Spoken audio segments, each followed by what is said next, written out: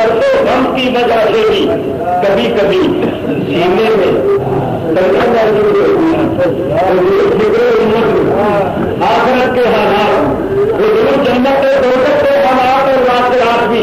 سب کچھ جانتے تھے. ان حالات اور واقعات کی وجہ سے سرکار کے دل پر ایک بوجھ تھا اور اس بوجھ کی وجہ سے کمر جو تھی دل جو تھی اس کی یہ حالت تھی کہ پھر ہم حضور کی کمر کو بڑھا دے گا تو اللہ نے فرمایا ہم نے تیرے ساتھ وعدے کر لیے, ہم نے تجھے کچھ بدلنے دے دی, امت کا دام نہ کھا, کوئی خراب کی فکر نہ کر, حسن کے میدان کی فکر نہ کر, ان غلاموں کا خیال نہ کر, بارے جس طرح تو رہے گا میں اسی طرح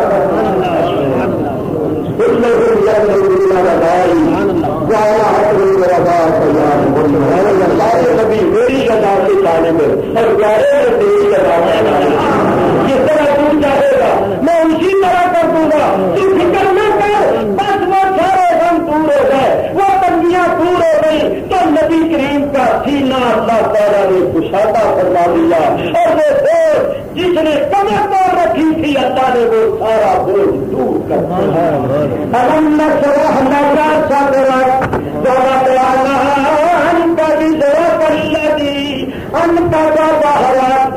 تعالیٰ نے وہ سارے بوجھ دور کر دیے, اپنے حبیب کو راضی کر دیا, اپنے حبیب کا سینہ کشادہ کر دیا, سارے علوم و معارف دے دیے, جو کچھ قیامت میں ہونا ہے وہ سب کچھ بتا دیا, نہیں بلکہ دکھا دیا. اور حضور نے جب دیکھ لیا تو فرمایا اب معاملہ ٹھیک ہے, اب خیر بوجھ دور ہو گیا. مگر اگر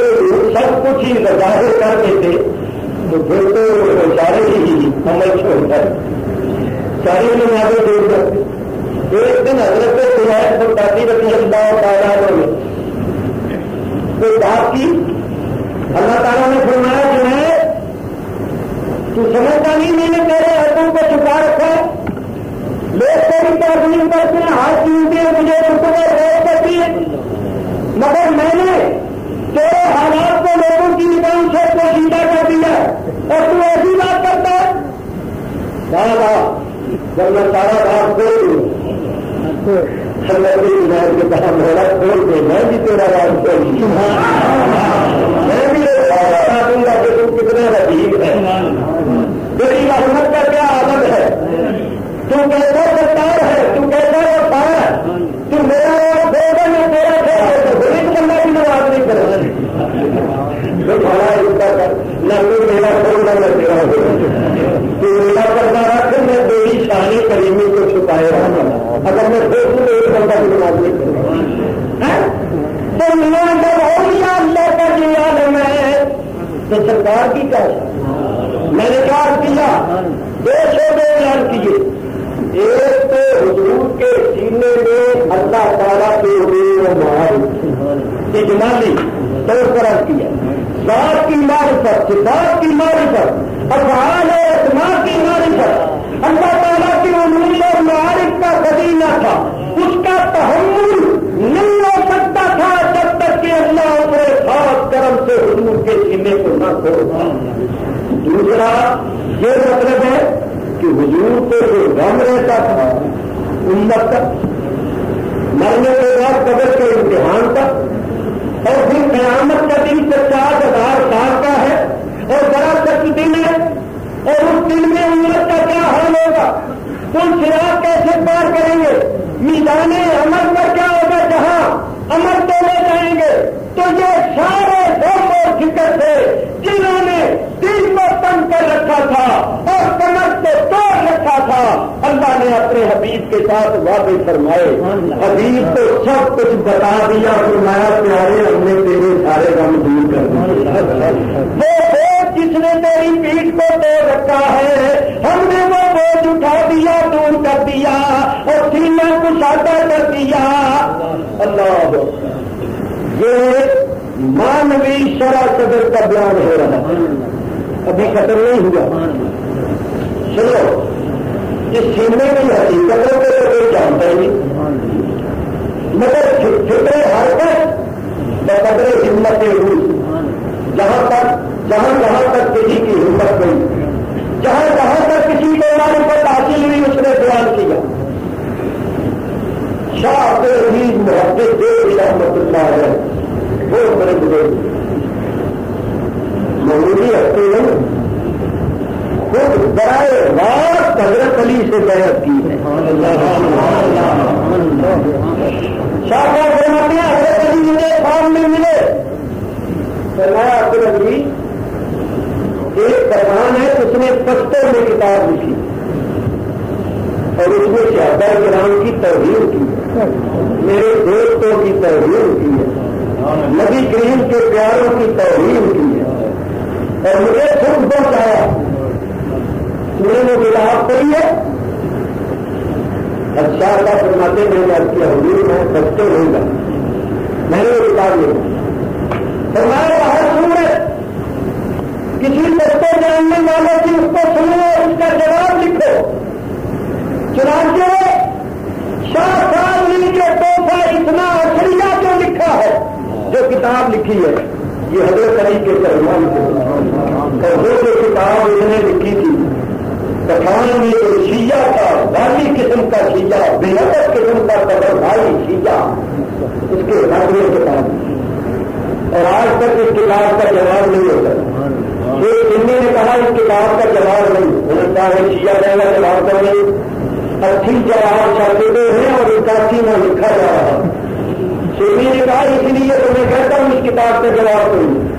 80 جواب لکھ کر بھی تم مطمئن نہیں ہو، 30واں پھر لکھ رہے ہو، 80 جواب تم لکھ چکے ہو، پھر بھی تمہاری تسلی نہیں ہو رہی، اطمینان نہیں ہو رہا، 81واں لکھنے کی ضرورت پیش آئی ہے۔ اسی واسطے تو میں کہتا ہوں اس کتاب کا جواب ہو ہی نہیں سکتا۔ شاہ عبد العزیز صاحب کے ماتے کا حضرت علی کی مجھے اجازت ہوئی اور آپ نے یہ حکم ملا تو فرماتے میں نے کیا حضور میں یہ تمنا رکھتا ہوں کہ میں بڑا راست آپ سے کروں تو مجھے آپ حیرت کیجیے تو فرماتے حضرت علی نے مجھے بیعت کی، میرا ہاتھ اپنے ہاتھوں میں نہ کرنے کا بیعت کیا، برائے راست حضرت علی کے مرید شاہ عبد العزیز محدث اللہ تفسیر عزیزی قرآن علم نشرہ کے تحت انہوں نے ایک بات لکھی، جو کہتے ہیں حضور علیہ السلام کے سینہ مبارکہ کی حقیقتوں کو کوئی نہیں جانتا، تو وہ فرماتے ہیں تعین کیا گیا، تفکر سے کام لیا گیا، نظر بصیرت سے دیکھا گیا تو ایسا معلوم ہوا کہ حضور علیہ السلام کا سینہ بہت وسیع ہے، بڑا کشادہ، اور حضور کے سینہ مبارکہ میں 12 کمرے، ایک بڑی وسیع عمارت ہے، اس عمارت میں 12 کمرے، پہلے کمرے میں ایک اولو رسول تشریف فرما ہے اور سارے رسول اور نبی اس کے حضور حاضر ہیں، وہ اولو العزم رسول حضور کے سینے سے خیر لے رہا ہے اور آگے خیر دے رہا، سارے نبی اور رسول سرکار عالم کے سینے سے خیر حاصل کر رہے، نبوت و رسالت کا فیض ان کو مل رہا ہے، اور یہ تعلیم و تربیت ہو رہی ہے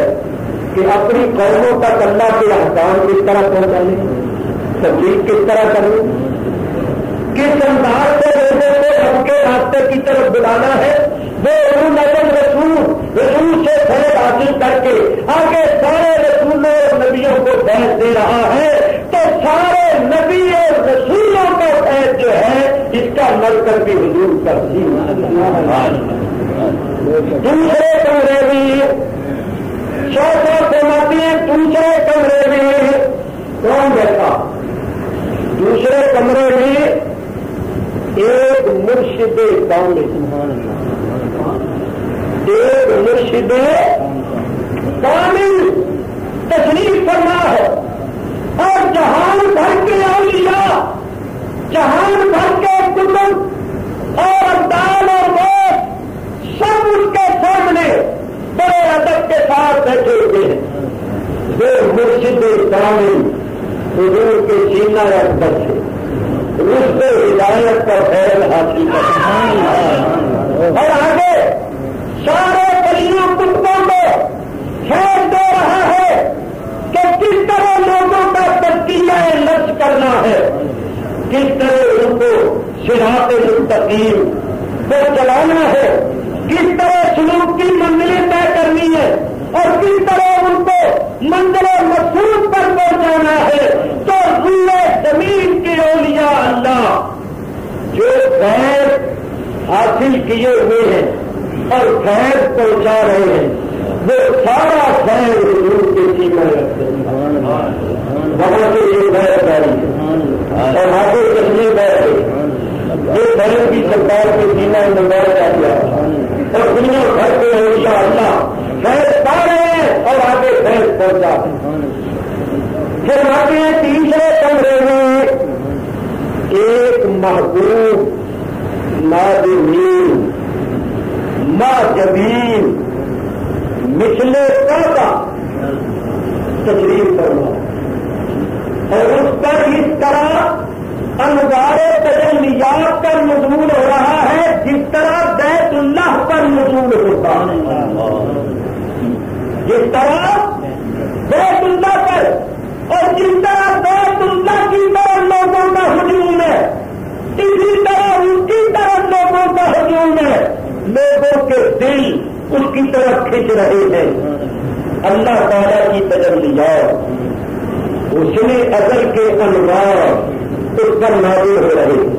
اور وہ آگے خیر پہنچا رہا ہے۔ تو یہ کون ہے؟ کل دیکھا مرشد کامل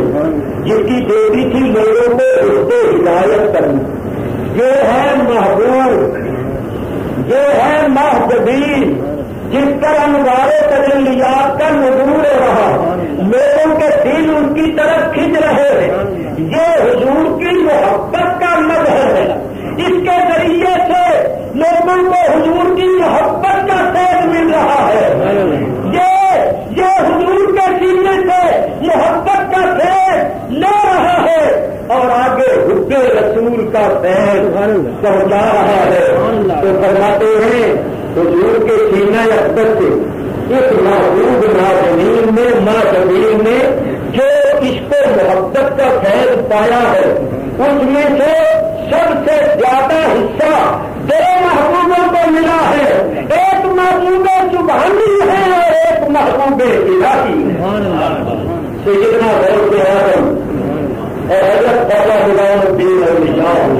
دونوں کو محبوبیت سے زیادہ حصہ ملا۔ یہی وجہ ہے کہ لوگوں کی زیادہ توجہ ان کی طرف ہے، زیادہ دل ان کی طرف کھنچے ہوئے ہیں کیونکہ یہ محبوب ہیں اور ان کو سرکار کی محبوبیت سے حصہ ملا ہے، اور وہ جو سب سے بڑا محبوب ہے وہ سرکار سے محبوبیت کا فیض پا کے آگے محبوبیت تقسیم کرنا۔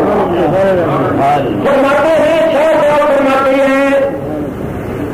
چوتھے کمرے میں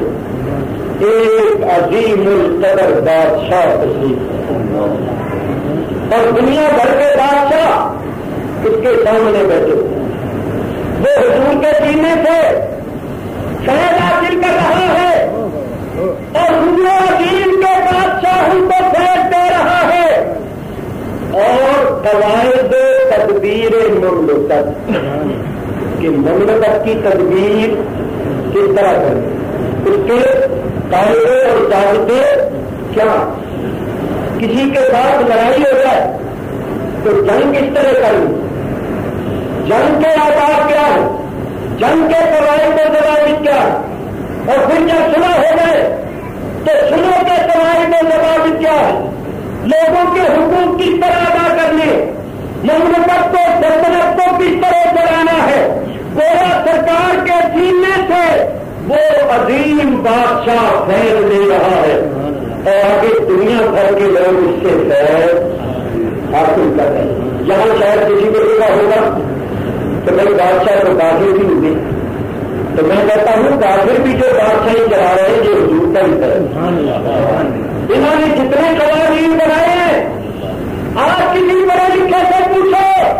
آج دنیا بھر کی حکومتیں جو بڑی بڑی ہیں انہوں نے جو اصلاحات نافذ کی ہیں، جو قواعد اور ضابطے مرتب کیے ہیں، یہ سب حضرت عمر فاروق کے مرتب کیے ہیں۔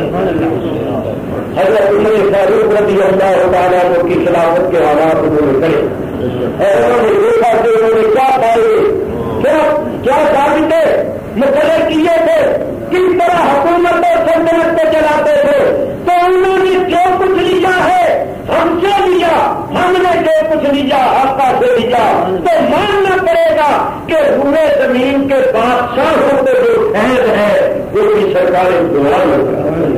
یہ الگ بات ہے کہ کوئی اصولوں کو چھوڑ کر غلط طریقہ اختیار کرنے کے لیے اس کا اپنا ہے۔ میرے آقا نے وہ فیض دیا ہے جو صحیح معنوں میں حکومت کے چلانے میں مفید ثابت ہوتا ہے، جس سے سلطنت اور مملکت کے معاملات صحیح طور پر چلتے ہیں۔ بصورت شاہ فرماتے ہیں 5ویں قبر میں ایک جلیل القدر حکیم تشریف فرما ہے اور جو حضور کے سینے مبارک تھے حکمت کا فیض حاصل کر رہا اور دنیا بھر کے بڑے بڑے حکماں اس کے سامنے ادب کی ہوئی ہیں اور وہ بتا رہا ہے امراض کی کیفیات اور علاج کی کیفیات، وہ سب کچھ بتا رہا ہے، یہاں تک کہ دنیا بھر کے حکماں یہ طوفان جہاں ارسطو اور نصیر توسی جیسے ابن سینا جیسے بڑے بڑے جو حکیم ہوئے ہیں وہ سب اس عظیم حکیم کے سامنے ہیں اور ان کو جو فیض حکمت مل رہا ہے وہ اس عظیم حکیم کے ذریعے سے مل رہا ہے اور یہ بھی سرکار دعا لگ کر ہے۔ سارے علوم محارم کا سرچشمہ حضور کی ذات ہے، دنیا بھر کے حکیم ڈاکٹر جو لوگوں کو فائدہ پہنچا رہے ہیں سب سرکار کا ہے۔ یہ سارا فیض حضور کے سینے کا فیض۔ فرماتے چھٹے کمرے میں ایک قاضی خدا تشریف فرما سب سے بڑا قاضی اور دنیا بھر کے قاضی امام ابو یوسف جیسے، امام شافعی جیسے، امام احمد بن حنبل جیسے، امام مالک جیسے، امام ابو حنیفہ جیسے، امام قاضی ابو یوسف جیسے، یہ دنیا بھر کے بڑے بڑے قاضی سب اس کے حضور حاضر ہیں اور وہ قاضی خدا سرکار دو عالم کے سینے سے فیض حاصل کر رہا ہے اور ان قاضیوں کو بتا رہا ہے کہ فتوے کے آداب کیا ہیں، فتوا کس طرح دینا ہے اور صرف فتوا ہی نہیں مقدمات کے فیصلے کیسے کرنے ہیں اور آپس میں جھگڑے پیدا ہو گئے تو ان جھگڑوں کے متعلق کیا احکام جاری کرنے، یعنی فتوے کے متعلق جتنے بھی معاملات ہیں وہ سب کے سب سکھا رہا ہے اور قاضیوں کو وہ بتا رہا ہے کہ تم نے عدالت کی کرسی پر بیٹھ کے کس طرح عدل کرنا ہے اور کس طرح فیصلے کرنے ہیں۔ یہ دنیا بھر کے جج، یہ دنیا بھر کے مجسٹریٹ، یہ دنیا بھر کے قاضی جو کرسی عدالت پر بیٹھ کر فیصلے کر رہے ہیں، ان سب کو حضور علیہ السلام کی بارگاہ سے علم ملا ہے۔ یہ سب حضور کے سینے کا فیض ہے۔ یہ الگ بات ہے کہ کوئی حضور کی تعلیمات کو چھوڑ کر اپنی طرف سے قانون بنا کر وہ فیصلے کرنا شروع کر دے تو اس کے فیصلے غلط ہوں گے، مگر سرکار کے سینے کا جو فیض ہے اس پر اگر عمل کیا جائے تو سب کی جان مال عزت آبرو کی حفاظت ہو۔ فرماتے ہیں 7ویں کمرے میں ایک مفتی اعظم، مفتی متظاہر جلوہ فرما ہے اور اس کا حضور کے سینے سے تعلق اور دنیا بھر کے مفتیان نظام اس کے حضور آتے ہیں، وہ خطرہ مویشی کی آداب سیکھ رہے ہیں اور وہ حضور کے سینے سے فیض لے کر ان کو سکھا رہا ہے کہ کتاب و سنت سے کس طرح استمداد کرنا ہے، کس طرح استخراج کرنا ہے، اور کہاں تم نے اپنی طرف سے اتحاد کرنا ہے اور کہاں نہیں کرنا ہے، فرائض اور واجبات کیا ہیں، سنن اور مستحبات کیا ہیں اور ان کے متعلق کیا احکام ہیں۔ ایک مفتی کے جو صحیح فرائض ہے کہ وہ صحیح طور پر فتویٰ دے کتاب و سنت سے، اور پھر کس طرح کتاب و سنت سے استنباط اور استخراج کرے، یہ سارا فیض حضور کے سینے سے جاری ہے اور وہ مفتی متباہر حضور کے سینے سے فیض حاصل کر رہا ہے اور آگے دنیا بھر کے مفتیوں کو تعلیم دے رہا ہے۔ آخر عمر میں ایک محتسب جو احتساب کرنے والا ہے، دارے گا لوگوں کو ان کے اعمال کی وجہ سے پکڑنے والا، اعمال کا محاسبہ اور معاوضہ کرنے والا اور برے اعمال پر سزائیں دینے والا، حدود اور تعزیرات پر عمل کرنے والا، وہ سرکار کے سینے سے فیض حاصل کر رہا ہے اور آگے دنیا بھر کے محتسبین بہت جو ہے ان کو بتا رہا ہے کہ مجرموں کا کس طرح محاسبہ کرنا ہے، کس طرح ان کو سزا کو ثابت کرنا ہے، کس طرح ان کو سزا دینی ہے، اور زنا کی حد کیا ہے، چوری کی حد کیا ہے، فلاں جرم کی تعزیر کیا ہے، فلاں جرم کی تعزیر کیا ہے۔ تو گویا یہ حدود اور تعزیرات کا علم بھی حضور کے سینے کا فیض ہے اور آگے دنیا بھر کے لوگ اس کے مطابق عمل کر رہے ہیں۔ جو عمل کریں گے ان کی وجہ سے لوگوں کی جان مال عزت آبرو کی حفاظت ہوگی اور کوئی سرکار کے سینے کے فیض کو چھوڑ کر خود سری اور سرکشی کرتے ہوئے خود قانون بناتا ہے تو اس کا ذمہ دار وہ ہے اور مجرم وہ ہے۔ فرماتے ہیں 9ویں کمرے میں ایک خوش زبان قاری تشریف کرنا، وہ حضور کے سینے مبارک سے قرآن سیکھ رہا، قرأت و تجوید کے قواعد اس پر القاء ہو رہے ہیں اور آگے دنیا بھر کے قاریوں کو وہ قواعد قرأت و تجوید، اخفاء کس کو کہتی ہے، اظہار کس کو کہتی ہے، ادغام کس کو کہتی ہے، وہ قواعد کلام پاک حضور کے سینے سے سیکھ رہا ہے اور دنیا کو سکھا رہا ہے۔ یہ دنیا بھر کے قاری جو ہیں ان کی قرأت و تجوید وغیرہ کے علوم بھی حضور کے سینے کا ہے۔ فرماتے 10ویں کمرے میں ایک حافظ واحد تشریف فرما ہے، اشارے کر رہا اور آگے وظائف، زہد و تقویٰ، ترک خواہشات اور اللہ اور اللہ کے رسول کے ساتھ اور اللہ والوں کے ساتھ محبت اور الفت کے طریقے سیکھ رہا ہے اور سکھا رہا ہے۔ تعلیم و تربیت ہو رہی، عبادت کس طرح کرنی، زہد کس طرح کرنا، کس دنیا کے طرف کے آداب کیا، ترک دنیا کس کو کہتے، اللہ والوں کے ساتھ نسبت اور تعلق کیسے پیدا کرنی اور اس کے کیا طریقے ہیں، وہ حافظ و ظاہر حضور کے سینے سے فیض حاصل کر رہا ہے اور آگے فیض پہنچا رہا ہے۔ فرماتے ہیں 11ویں کمرے میں ایک عارف کامل تشریف فرما اور دنیا بھر کے ہو رہا تھا اس کے حضور حاضر ہیں اور وہ نبی کریم علیہ السلام کے سینے مبارکہ سے ذات و صفات کے اسرار اور اللہ تعالیٰ کی افعال و اسماء کی معرفت حاصل کر رہا ہے اور جو علوم و معارف حضور کے سینے سے حاصل کر رہا ہے آگے اپنے مریدوں کو اور جماعتوں کو سکھا رہا ہے اور یہ سینہ بسینہ سلسلہ آگے جڑا ہوا ہے۔ تو یہ جتنے بھی حقائق ہیں، معارف ہیں اور اللہ کی ذات و صفات کے معرفت مسکن اور مرکز بھی حضور کا سینا ہے. فرماتے ہیں 12ویں کمرے میں ایک واحد ایک مقرر تشریف فرما اور دنیا بھر کے باوجین اور مقررین اس کے حضور حاضر. جو نبی کریم کے سینے رستے سے فیض کرتا رہا فیض حاصل کر رہا ہے کہ بات کس طرح کرنا ہے, بات کرنے کے آداب کیا ہے اور کس طرح لوگوں کے قلوب کو جنبش دینی ہے اور کس طرح لوگوں کی روحوں کو حرکت میں لانا ہے,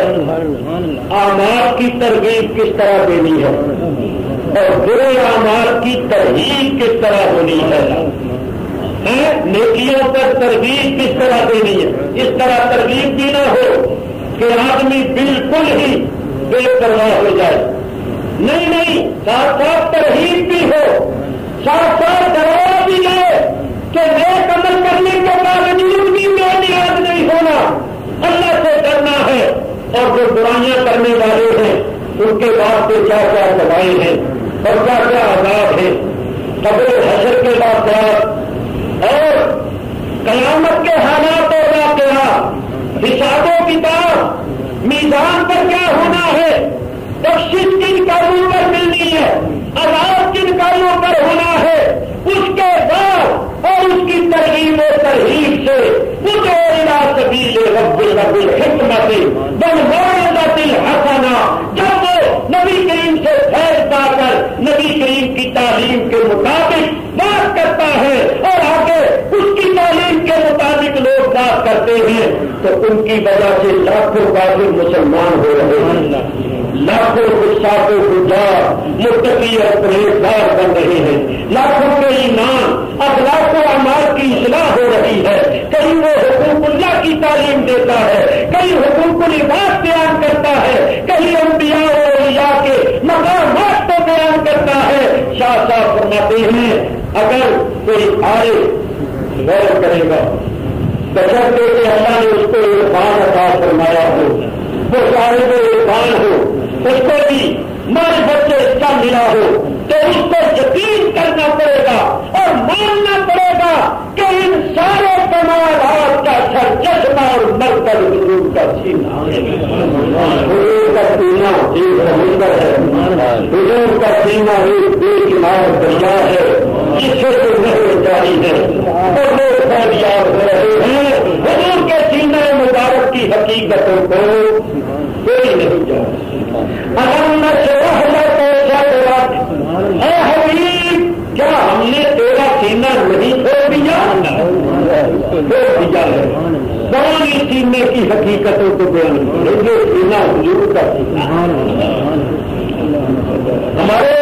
پیر و مرشد قطب ربانی شیر یزدانی حضرت میاں شیر محمد صاحب پوری رحمت اللہ علیہ یہ فرمایا کرتے تھے کہ سینہ کھلا نہ رکھا تھا, بٹن بند کر کے رکھا تھا. یہ حضرت کی تعلیم. تو ایک شخص کہنے لگا جی حضور کا سینہ کو کھلا رہتا تھا, حضور کا سینہ کو کھلا رہتا. آپ کو جواب آ گیا تو میں تیرا سینہ حضور کا سینہ, حضور کا سینہ تو رب نے کھولا ہوا ہے. حضور کے سینے سے تو والے تجلیات اور فیوزوں کا خوف کا سلسلہ جاری ہوتا تھا. ارے حضور کا سینہ تو ہمیشہ ہی کھلا ہوا ہے, ہمیں بند رکھنا چاہیے کیونکہ کتا نہ اندر آ جائے. بند